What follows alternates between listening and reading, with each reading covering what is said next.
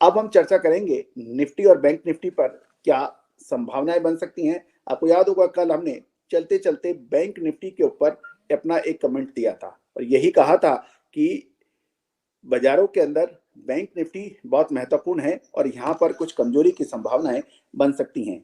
Bank Nifty 36,700 36,800 का जो level कल था उसके अंदर आपने अपना नेगेटिव यानी गिरावट का रुख आप लोगों को दिया था, जो कि अक्सर सत्य साबित होता देखा जा रहा है।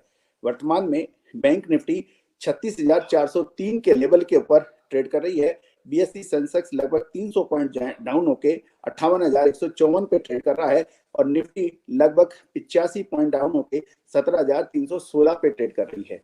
तो निफ्टी और बैंक निफ्टी के अंदर लगातार गिरावट की संभावनाएं बन रही हैं, लेकिन अब बड़ा प्रश्न यह है, क्या निफ्टी और बैंक निफ्टी के ऊपर आगे आने वाले सप्ताह के अंदर तेजी आएगी या फिर मंदी? ये एक बड़ा यश प्रश्न है जो कि हर निवेशक के दिलो दिमाग पर है कि क्या ओमिक्रॉन का नेगेटिव इम्पैक्ट बाजारों में शुरुआत हो चुका है और भारतीय कंपनियां भी विश्व के दूसरी कंपनियों के साथ साथ गिरावट की दर्ज में आएगी या नहीं।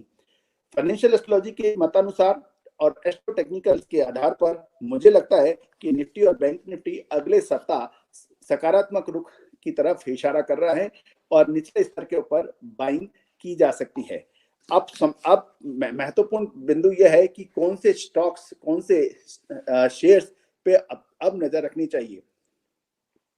मुझे लगता है कि अगला जो सप्ताह होगा वो सप्ताह बहुत महत्वपूर्ण होगा बैंकिंग स्टॉक्स के लिए, शिपिंग स्टॉक्स के लिए, जहाजरानी स्टॉक्स के लिए। वहां पर बहुत महत्वपूर्ण परिवर्तन देखे जा सकते हैं और संभवतः वहां पर तेजी की संभावना भी बने। मेटल स्टॉक के अंदर वॉलेटिलिटी का दौर जारी रह सकता है, इसमें सावधानी की अत्यंत आवश्यकता है।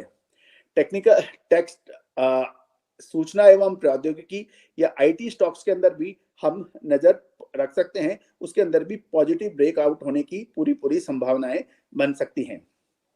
पावर स्टॉक्स पिछले कुछ समय से लगातार तेजी दिखा रहे थे, अब मुझे लगता है कि पावर स्टॉक्स के अंदर भी कुछ मुनाफा वसूली की संभावनाएं बन सकती हैं, उसके अंदर भी अतिरिक्त सावधानी रखनी चाहिए। पावर ग्रिड कॉर्पोरेशन लगातार तेजी दिखा रहा था, लेकिन उसमें कुछ मुनाफा वसूली की संभावनाएं बन सकती हैं, उसमें अतिरिक्त सावधानी रखिए।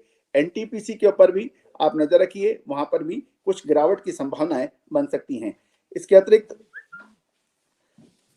ऑटोमोबाइल सेक्टर, उसके अंदर एक अच्छी मूवमेंट की संभावना बन सकती है। आप टाटा मोटर्स जैसे स्टॉक पर आप नजर रख सकते हैं और स्टील सेक्टर के अंदर आप टाटा स्टील के ऊपर नजर रख सकते हैं। स्टील अथॉरिटी ऑफ इंडिया यानी सेल पर आप नजर रख सकते हैं। आप सभी दर्शकों का बहुत बहुत स्वागत है, सुनील जी, जगदीश गोदारा जी, और आप सभी का बहुत बहुत अभिनंदन।